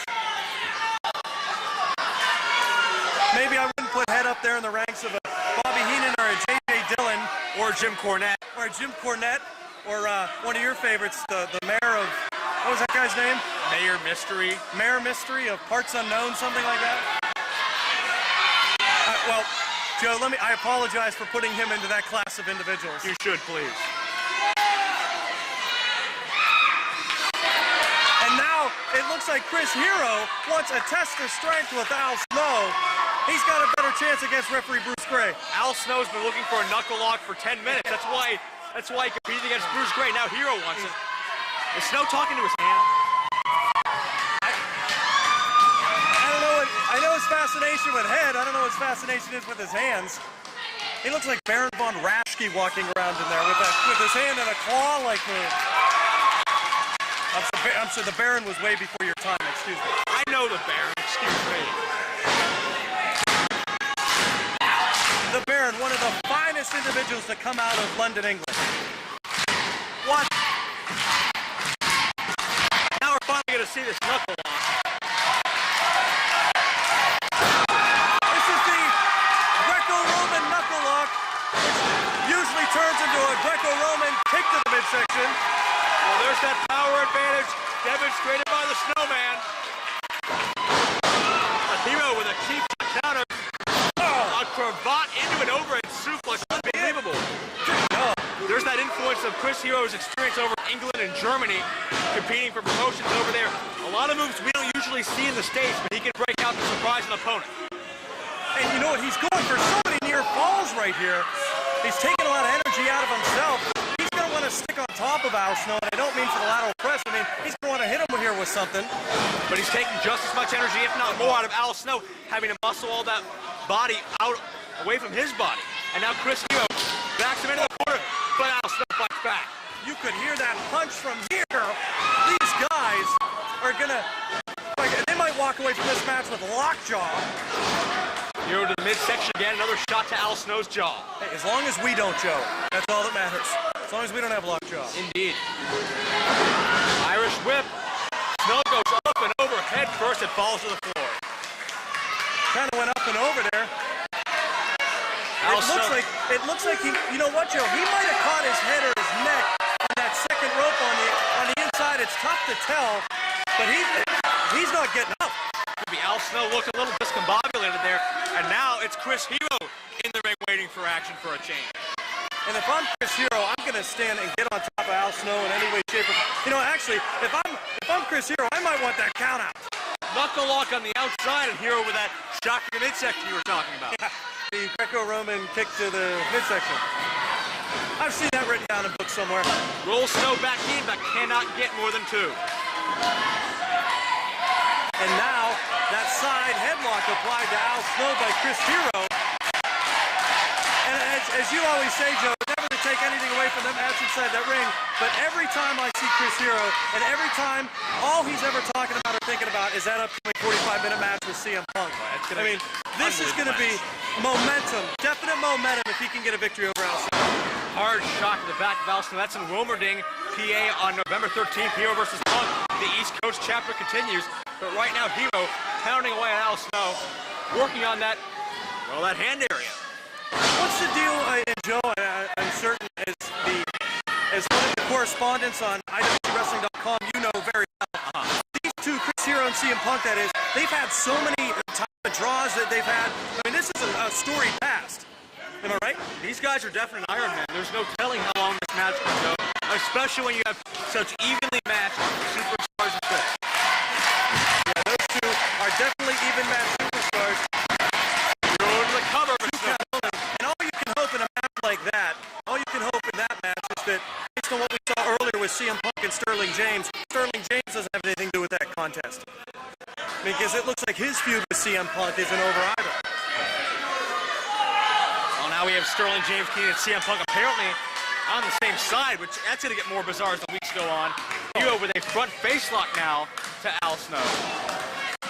And one thing you'll notice, Joe, I think with Al Snow, is he has a very basic, I think his academic and basic. He takes Chris Hero to the center of the ring, whether he's the one in the move. Oh, beautiful quick cover into a center, but a kick out.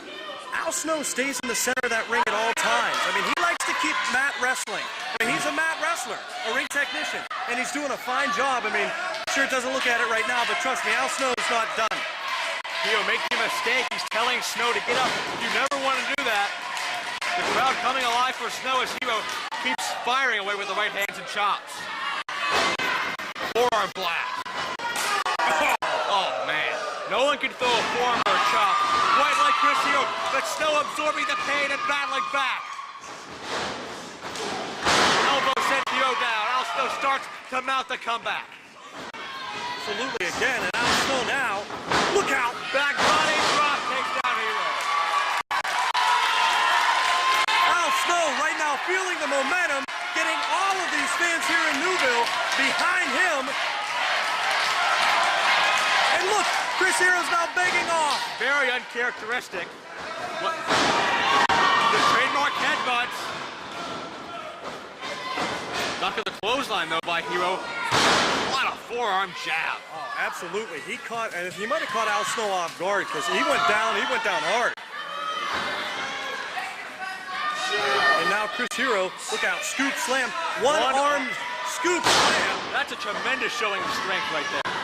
It is, Will it be enough? No, I don't think a body slam is going to pin Al Snow inside that ring. But yeah, he held him up like a delayed body slam, if you will. Held him up there pretty long. As this could be the beginning of the end right here for Chris Hero. Al Snow looks incoherent. Can Hero polish off what looks to be a moonsault? Look out! Snow ducks out of the way. Hero comes crashing into the ring. Joe, I give him a 10 for execution, and I give him a 2 for dismount, because look at him. He is feeling pain right there. Definitely. Another chance for Al Snow to get some oxygen back in his system and try to mount a comeback. And now these fans, they want head, Joe. They're screaming for head, and it looks like Al Snow's ready. Is he tuning up the band? He's tuning up the band. Wait, is the super cut? The super kick caught Hero. He just hit him with sweet chin music. Cover. Is that enough? Hero kicks out. Al Snow, I'm sure borrowing that from his friend HBK, tuning up the band and hitting him with that super kick. He caught Chris Hero square right underneath the chin. That has put many a man away, but Chris Hero, credit to him, able to kick out. Double underhook by Al Snow. Wait, Pedigree! The pedigree. Another borrowed move. Is this enough to be no! I mean, just think of how many major stars have lost to a pedigree. Hey, I don't want to suggest that Al Snow executes that quite like Triple H, but I will say that I've never seen anybody kick out like that. No, I agree. Oh, it's time for head. But head, even though it is a manager, is also a foreign object. Exactly. Bruce Gray has to tell him not to use it. Wait a second. What is Al Snow? You gotta I've seen this before. Well, there's no elbow pad. There's nothing there. But it's kind of funny. It's a trip. You know what they say? Imitation is the sincerest form of flattery. Is Al Snow? Could we see? Are we gonna see it? Can we please see it? He may have forgot to finish the. Ow! Ow! Please! I think Al Snow is. Ow! I think Al Snow is. Those ropes must be tight to give all that momentum up. Finally, execution, and arrow kicks out of that. Joe, I'm kind of enjoying this like everybody else, just kind of watching. Al Snow wanted to get so much momentum, but he ended up tiring himself out. Took away from him. You know, I've never seen a wrestler blow up after running consecutively, what, 15 times into the ropes? Never seen a wrestler run 15 times in the ropes. Big like Chris Hero. Wait a second. He's got him goozled. Could we see a choke slam? A choke slam by Chris Hero, perhaps? Look at a choke slam. He choke slammed him straight to hell. Al Snow, a kick out. I don't know if he went straight to hell. He might have went to Metropolis and back. But a choke slam, these guys. What's next, the Garvin stomp? No, the barrel stomp, perhaps. Wait a second. Joe, will you indulge me for just 1 second? Oh, you can take your time. Thank you. I'll call this. Joe, take a look at this. That's the finger pointing. The shot. Is he heroing up? He's heroing up. Throws him off to the ropes. Hits him with that big size 12. Joe, I feel like I'm 10 again, buddy. I got to be honest with you. This could be it, the beginning of the end right here for Al Snow. But the band's not reacting quite how I remember them. I don't remember. No, I was in attendance. off my t-shirt at this point. Joe, please keep your t-shirt on. Oh, believe me. Look out. Drops the leg. Look how... Is this enough? No! Joe, again, I don't know what to say. It's kind of fun just to sit back and watch this. What are we going to see next? I have no idea. What do you think we're going to see here? Boot to the midsection. Stunner! Stunner! Al Snow with a stunner! Is this going to be enough? If we see the Oklahoma roll, if we see, I don't even know what else we could see. You know, Al Snow very well. Who knows? He could have Sacco in his pants for all we know. Wait. Well, wait a second. He's taking off his boot. Does he have something in there? Is he pulling off a Freebird circa 1985 move? Oh, no. Oh, wait a second. Well, much like me and the Enziguri kick, you called that one perfect. That's disgusting, stinky, smelly sweat sock of Al Snow. An homage to his friend Mick Foley. Wait a second. Jockeying for position, it's a battle of strength. Will the sock go down the gullet? Will Hero be victim of the nerve hold? Snow's got the leverage. Will we see a mandible claw? Hero fighting. Oh, Snow. Oh, the wind got knocked out of Bruce Wayne. Did you see Al Snow's head rammed right into Bruce's stomach? And you know what? Right there, Joe, all the joking and all the fun might have just ended because, nope, I was going to suggest, yeah, Chris Hero, I'm sure right now is not worried about showboating at this moment. Hero's getting serious and fast. Hard. Who knows? We might see a figure four the way this is being set up. Not many people more physical than Chris Hero, though. And that chop is evidence of that. Man. So far, we have seen referee go down, a referee in a Greco-Roman knuckle lock. We've seen the big boot, leg drop, no-cell finish. All I have to say is poor Bruce. And where's Bryce Rumsfeld when you need him? I'll be honest. Who? Irish whip by Hero. Snow ducks underneath. He's got head. He gave Hero head. Chris Hero just got head. Wait a second, the cover. Bruce is back around. Is this enough? Yes!